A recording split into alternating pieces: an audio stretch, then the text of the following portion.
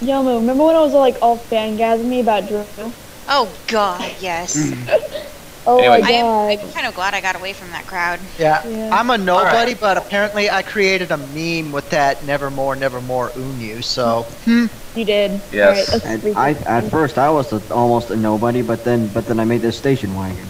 I'm Yes. still kind of a nobody. Okay. At first I was a nobody. I then am- worked with Alright, that. let's read Calm this. and Shush. prepared. Okay, good evening, ladies and gentlemen of the internet. I'm Spastic, and I'm joined by HDF Kid 2000, Abs326, Nora Neko, Roy Elliott, Nuclear Falcon, and Miniwitch 3 to critique a first chapter live and recorded and stuff. Hello there. Yes. Hey, everybody. Hello. Internet. Hello, everyone. I'm Roy Elliott. I'm actually the writer of this fic, and I'm going to be reading it to you. I tend to read faster than I speak, so if I stumble on some words, I am sorry. It's cool. And we'll do our This is critiques not after every good. It's not paragraph. like it's pepper spray. Don't worry, everything's gonna be okay. This Oh, fanfic God. is... Don't worry. Everything's tentatively gonna be titled- just fine. This fanfic is tentatively titled Mind the Gap, a Toho fanfiction. The foreword. Well, I suppose I should start at the beginning, shouldn't I? My name is Isaac Riley, but that's not really important. I mean, come on. You didn't come here to hear about me. You just want adventures from your favorite characters of your favorite games, right? Sadly, you'll be hearing most of this from my perspective. I apologize, but I'm not a mind reader, so I don't have a clue what the other characters were thinking half the time. That said, I should get on with the story. Enjoy. Good, you're not You a keep saying Satori. you're not a mind reader. You keep saying you're not a mind reader. Wait, so if his name's not important, why did he mention that? That's the conservation of detail law right there. That's the reason he mentions it is exactly what he says afterwards. They need to know it since he's gonna be the one they're seeing it through. But he says it's not important, even though it probably is, because if you're behind the eyes of a nameless, faceless character, you don't even know what's going on. Well, he can eventually reveal his name. Or is this whole thing So, taking like- place from a first-person perspective? I'm thinking first person. Let's see. Yeah, Maybe I could reveal you're this. right. I should probably reword that. Could be Yeah, talking this is about its third self-esteem. Yeah, it could be talking about his self-esteem. I haven't gotten into the finer details of the like really fine details of the character. Like, I have a general idea which I can use for the first part of the story, but once I get into chapter 2, I'm gonna have to start finding the diamond in the rough, as one would say. Well, let me pull up something real quick. Go ahead. This is the original Diamond in the Rough outline that I had to make before I even started doing Diamond in the Rough. Before I made a single frame, I did all of this. In fact, not everything's the same as it was. In fact,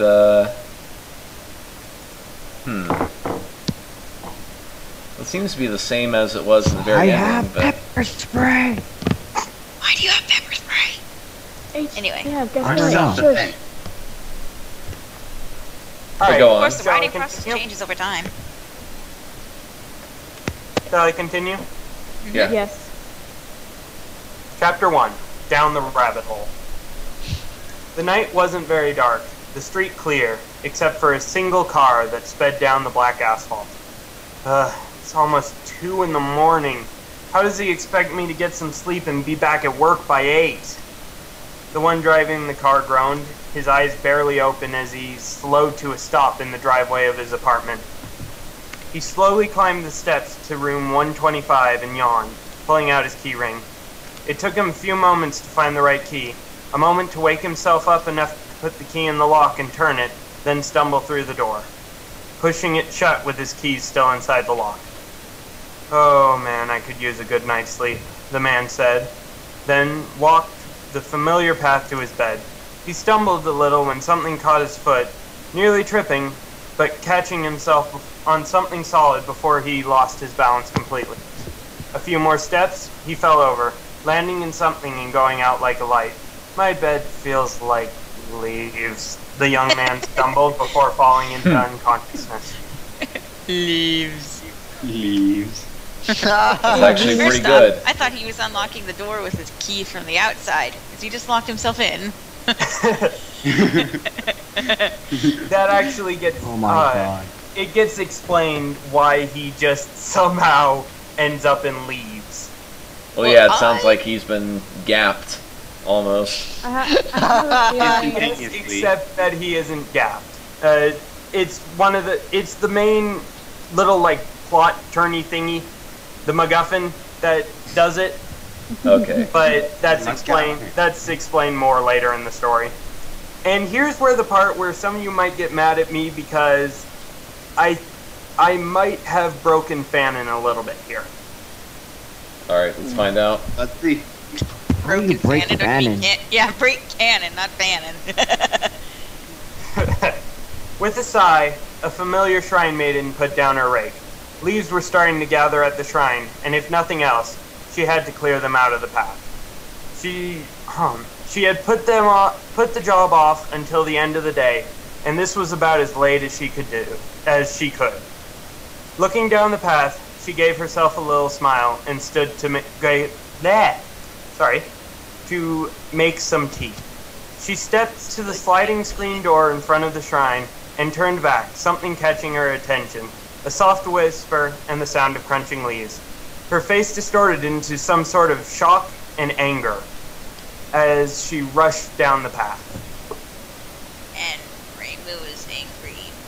Why? He had a subterranean aneurysm. No, read on. I know where this is going.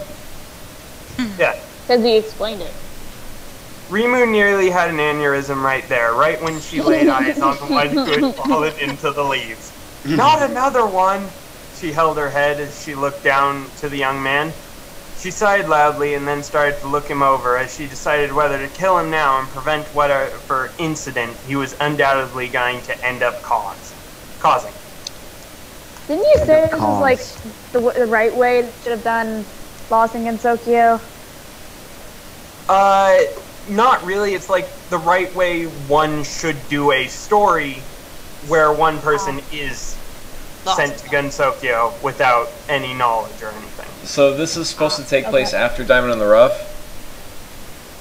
Originally that was the plan, but after rewatching the entire thing today, I'm going to make that not the way it is, because there would be a lot of things I would have to redo in my story plot.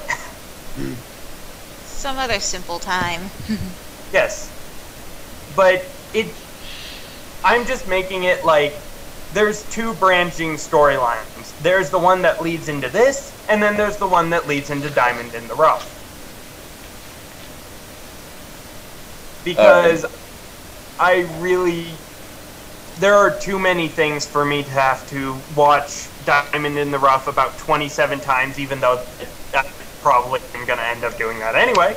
Well, you can just ask me questions about the plot and I can answer them for you. Very, very true. But continuing on with the last part of what I have written right now. Oh, but one more thing. Reimu wouldn't be as excessive as to kill Agapi. Like, she just offers to just get rid of him as soon as possible because she knows that all they do is want to gain power and then they die in horrible ways. Maybe make it more subtle and Again, just have I it still sort of think like it's their a intention. lingering thought in the back of her head. One part I have to rewrite because I was going off of part 2 Reimu from Diamond in the Rough when I was writing this, and I didn't realize how she acted towards him in part 1. Like, I hadn't been there for part 1, so I didn't notice that she slowly started hating him. Well, she started hating him, got to know him a little better, and then hated him again. That'd be interesting But to have for a crazy Reimu character that hates anyone that's not from Gensokyo. I could very well do that too. As I said, plot is established, what's going to happen, mostly. Finer details are not at the moment. But the last paragraph of chapter 1 that I have so far. Okay. The young man was dressed simply. A white shirt stained with blacks and slightly singed at the end of his sleeves. Blue jeans covering his legs, well worn and singed in places too. Black shoes that looked something like boots were covering his feet. Messy light brown hair covered his head, not much longer than a few inches, and Too much. Costume porn. Here. You could No, say he just had a I- white shirt, God. a white shirt and jeans, and that's it. Yeah, that, Yeah, that would be a really good gist. Unless Wait, there's something that's- randomly distinctive about what happened. Bad the suit. the only Costume thing porn. that Take a the shot. yeah, it's a little bit. Costume The porn. only reason I explain why it's singed and stained is because it explains why he has something else on him later that Reimu brings up in the very beginning of the next chapter when he wakes up. Dirty thoughts. Continue. It's a wrench. It's What mine for dirty the gutter. thoughts are you thinking? Yeah, I'll tell you all are- later. Oh, Continue. boy. Oh boy. As I was about to say, this sentence is a little redundant because it says messy light brown hair and messy with leaves. So, sorry about that. It's alright. He looked to be sleeping, even with a rock jabbing him in the side. He didn't look dangerous, but some of the most dangerous beings in Sokyo looked like they were harmless. Despite the intense desire to kill him, Reimu grabbed one of his arms, pulling him to the shrine to let him sleep inside. She would be having a talk with Yukari about this later. Pulling him, and he's not waking up. Like, just sharply pulling him on the arm. Well, that can work in a comedy. Like dragging him more. Dragging him by his In clothes my of idea. some sort. But still, Reimu wouldn't kill somebody. Like, Yeah, I know. As I said, breaking canon a little bit there. I think she'd be Whatever you want to just say. annoyed by it. Yeah. She's like, oh, this is inconvenient. Exactly. I think I- she's like, She, "Are and you she might be kidding rude me?" about it. Another. Also, this is the very first draft. Like, I have yet to go through it a second time to say, hey, wait, this doesn't make sense. Don't go through it once or twice. Go through it 100 times. Yeah, the plan is to, every time I complete a chapter, go through all that I have twice. Make sure it connects. Yeah, make sure everything connects, make sure there's callbacks to the previous chapters that make sense. Yeah, Okay. it does Yeah, make yeah. sense. It always makes sense. But like No, I I've said, I actually tend seen- to write out the whole scene first and then go into the prosy Like stuff. what you want to have happen and then describe it later. Yeah, The that's reason actually a why- good idea. I've never thought of doing it that way.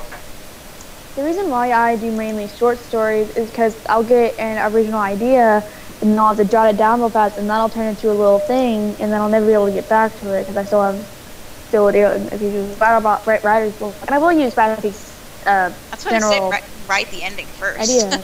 Yeah. That's what I do. That's how I start the majority of my stories. That's how I started that story about the kid who like went on this journey. You remember that old story I was writing, and like I said, you were gonna be able to edit it, and I never got done to reading, actually finishing it. Right, you never got to finish it because other things. Yeah, and I still feel really bad for not finishing it. But I wrote the ending, and then I started it off, and then I got so bored because I'm like, this doesn't start fast enough. I'd get bored reading this is someone else's book, and then I somewhat gave up on it. That's the cycle. Yep. Yeah, If you do get ideas for scenes, you should probably just start writing them there and then. Hey, That way you Elmo, don't I lose do. them. I've gotten in trouble so many times at school for not doing my work. look at the Ustream chat, you know. Alright? Ustream. Nani?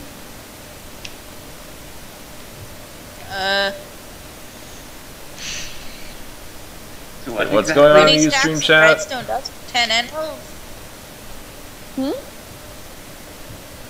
Threw me out, what did you do? Oh, you? No, it was because Ike, he kind of wanted me to buy something, so I did. We're still recording, aren't we? I'm still recording because I was gonna say like my method for writing scenes is Let's see if we can find a discrepancy. Oh yeah, before Diamond in the Rough was supposed to be self-contained. Scene 3. At the Hakurei Shrine, hunters are gathering for an assault on Yokai Mountain, but it turns out the spring haze has disabled everyone's powers. When Broly asks for a ride to the Moria Shrine, Reimu slaps Broly for the audacity to ask such a question just moments after dropping her shrine, and accuses him of being like a couple of other Brolys she knew once. All take and no give. Reimu accuses Broly of being worse than Marisa for not solving any incidents, but Broly says he did solve, but Marisa says that he did solve the incident not being on the news. He says he can make up for his misgivings by resolving the incident. Reimu accepts, but only because he's yet to really do anything. But then that translates into the classic Reimu punching Broly and delivering the anti-Gappy monologue. I would have punched Broly regardless. But it's why I don't know. Well, like, I mean, real Broly or just Broly in the story? Because the real Broly's cool. The real Broly's awesome. Broly's cool. Yeah, the real guy is actually pretty cool. Yeah, he is. He just had a he's moment awesome. past where he He's couldn't cool. write. But he's getting In my better. book, he's awesome. Mhm. I mean, his intention, Broly's in the story, his intentions are pure, but then there's a line where you need to wake up and see what he's actually been doing. And I'm talking about Broly in the story. I'm not sure. Part of why I haven't sent anything yet is because I don't want to end up deconstructed the same way and put Oku through what Racing went through. Oh, well, that's just a different type of storytelling.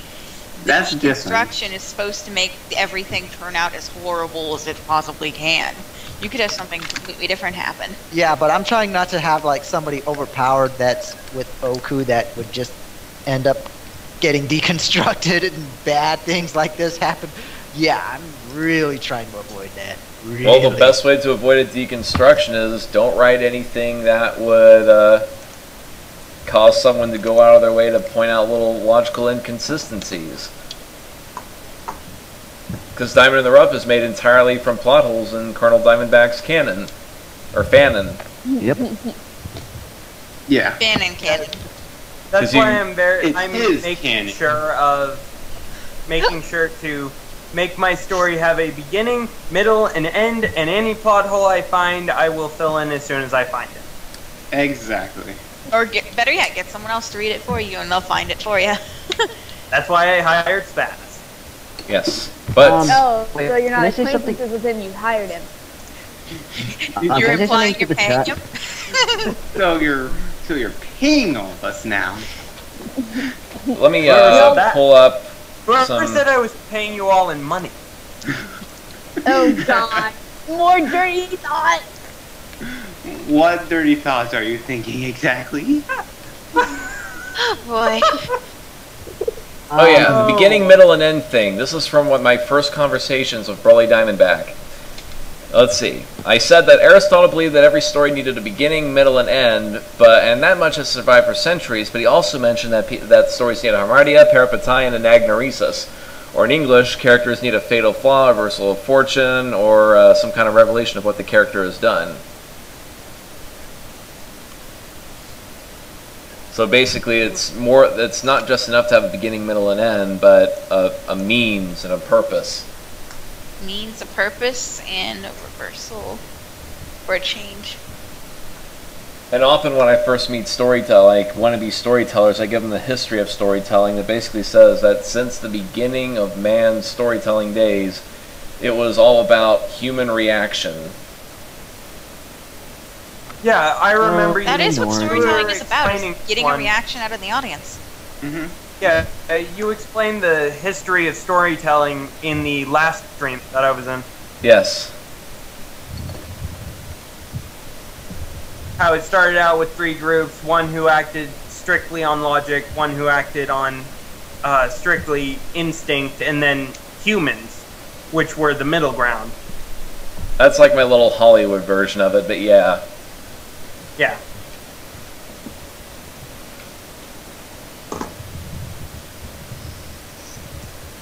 Anyway, I think I'll close up the stream in a second and I'll stop recording this. So, Oh, good wait, night, wait, folks. wait. Hope we What do learned you do? something or What do you two. do? Nice. Very much. Before we go, All right. I love to thank you all. Thanks for being my guinea pigs for the story. You're welcome. You're welcome. No Oh, problem. it was fun. I promise by next week I will be back with a new chapter.